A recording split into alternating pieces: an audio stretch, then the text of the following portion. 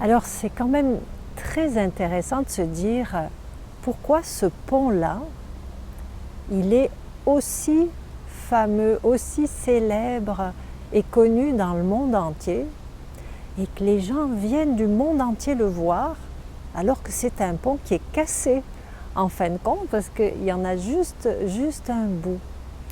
Alors c'est très intéressant quand on réfléchit à cette symbolique du pont parce que le pont, eh bien, c'est ce qui nous permet de changer d'état de conscience, qui nous permet de passer d'un état à un autre.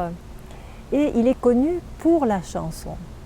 Et la chanson, sur le pont d'Avignon, on y danse tous en rond. Généralement, les gens se rappellent juste de cette partie-là. Et si on regarde ce que ça représente, c'est une dynamique qui va rassembler, réunir les gens. On y danse tous. C'est tout le monde dans une même énergie autour d'un même centre, d'un même but, etc. Et puis dans l'histoire aussi, c'est intéressant parce que la chanson, c'était un peu comme la chanson, vous savez, 1 kilomètre à pied, ça use, et puis ça n'en finit pas parce qu'en fin de compte, on peut continuer à marcher autant qu'on le souhaite, on rajoute les kilomètres. Et bien là, c'était la même chose, mais avec les corps de métier. C'était chaque corps de métier qui dansait sur le pont d'Avignon. Et comme ça, passaient toutes les professions, tous les savoir-faire, etc. Et si on regarde ce que ça représente, c'est comme si c'était en même temps, il faut travailler tous ces aspects-là, toutes les facettes en nous pour pouvoir changer d'état de conscience. Et puis quand on regarde en même temps cette histoire avec ce berger, c'est intéressant parce que lui, qu'est-ce que ça représentait quelque part construire un pont d'Avignon à l'autre côté qui était la France, c'était vraiment comme, on voit qu'il avait une dynamique quelque part collective en lui sans le savoir, de réunifier des parties en lui et réunifier aussi sa partie spirituelle d'une certaine manière, parce que lui venait d'Ardèche et l'Ardèche c'est de l'autre côté du Rhône. Et en même temps, je trouve très intéressant parce que cette notion aussi de pont, quand on le regarde, c'est un pont qui est coupé, il est cassé. Et vous savez, quand on parle de cette expression de couper les ponts avec une personne, c'est quelque chose qui est très fort, hein. Ça veut dire que on n'ira plus jamais voir cette personne, on ne veut plus rien savoir d'elle, on ne veut pas changer d'état de conscience. Et ça, c'est quelque chose qui est intéressant aussi à comprendre quand on va regarder ça. Chacun va raisonner avec ses mémoires. Parce que quelqu'un qui, par exemple, se sera fâché avec un membre de sa famille, il aura coupé les ponts avec. Et quand il va voir ce pont-là, c'est ça aussi qui peut résonner en lui.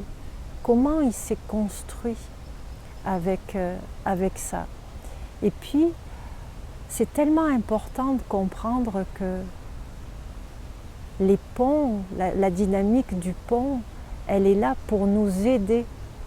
Elle est là pour nous permettre d'accéder à quelque chose de différent, accéder à un nouvel état de conscience.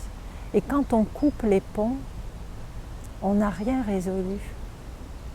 Alors on peut méditer, puis réfléchir un instant, prendre ce temps-là et puis se dire, voilà, est-ce qu'il y a quelque chose comme ça en moi qui résonne? Est-ce que j'ai coupé les ponts dans mon histoire, dans mon passé?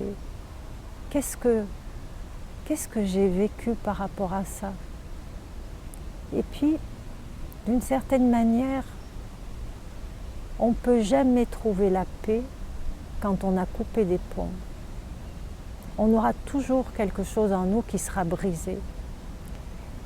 Et ça, c'est vraiment important, avec l'énergie de Citraël, de construire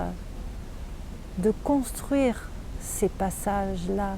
Parce que on peut bien évidemment ne pas être d'accord avec quelqu'un, on peut aussi, si quelqu'un a été violent, agressif, voilà, de dire bon ben voilà, il continue sa vie de son côté et puis moi je continue la mienne.